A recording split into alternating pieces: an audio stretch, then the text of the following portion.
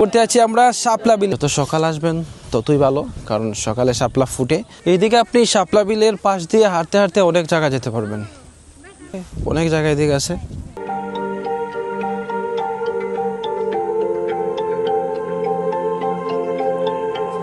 আমার সাথে আছে আদিল, এদিকে আছে রকিব। রকিব, কি অবস্থা? এই তো ভালো। কেমন লাগছে তোমার এখানে এসে?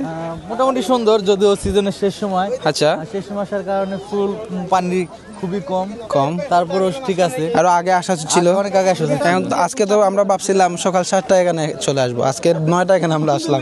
এটা কার দোষ? হলো আদিলের এক নাম্বার দোষ। আদিল তাকে 12টা ফোন দেওয়ার পরেও ফোন ধরে নাই। যা করলা। 5টায় উপরে হাঁটতে হাঁটতে নামতে আরো আধা ঘন্টা। আছি আমরা এই মুহূর্তে শাপলা বিল নৌকাঘাটে। সেই ভিড়, এখানে প্রচুর মানুষ আসছে। আজকে শুক্রবার, আর শুক্রবারে সাধারণত ভিড় একটু বেশি থাকে। ফুল চেরা নিষেধ, তো কিছু উন্নয়ন কাজ হয়েছে আসলে এখানে। সিঁড়ি টিড়ি হয়েছে, বসার জায়গা টাগা করে দিচ্ছে। এই হচ্ছে নৌকাঘাট। এখান থেকে নিয়ে যাবে ইরা দেবীর মন্দির কিনা যেন, যাই হোক সেইটা আর কি। এখন এখানে নৌকা ভাড়া 450 টাকা, আগে 400 ছিল, আর সময় 1 ঘন্টা। এই রানিং দিতে আসলে চলে যায় এই সময়টুকু, ওইখানে কিছুক্ষণ ওইখানে কিছুক্ষণ।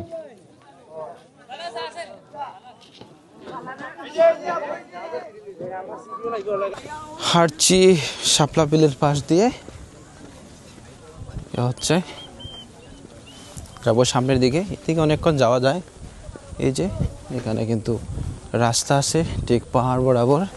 আমার পিছনে দেখতে পাচ্ছেন মেঘালয়ের পাহাড়, অ্যান্ড বিশাল বড় একটা পাহাড়।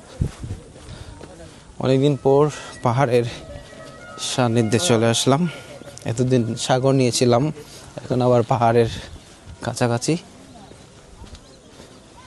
এই যে বিশাল বড় একটা বিল, শাপলা বিল।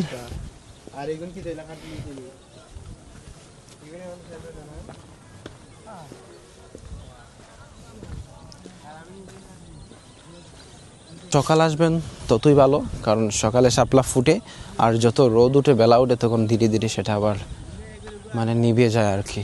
এই যে এখান থেকে এই ভিউগুলা, এই ভিউগুলা দেখার পর আসলে অনেক ভালো লাগবে। ইন্ডিয়ার গাড়ির হর্ন শোনা যাচ্ছে, এদিকে গাড়ি চলাচল করতেছে, সেটার হর্ন এখান থেকে শোনা যাচ্ছে। এই যে লাল শাপলা। এইদিকে আপনি শাপলা বিলের পাশ দিয়ে হাঁটতে হাঁটতে অনেক জায়গা যেতে পারবেন।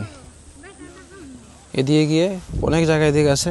তারপর এদিকে একটা রাস্তা আছে, এই রাস্তা ধরে কিন্তু ওই মন্দির পর্যন্ত, মন্দির না প্লাস এই রাস্তা ধরে, যদি রাস্তা শুকনো থাকে তাহলে আপনি মানে এই রোডের মেইন রোডে গিয়ে উঠতে পারবেন। এদিকে আমরা যে জাফলংয়ের যে রোডটা, ওই দিকে গিয়ে মেইন রোডে উঠা যায়।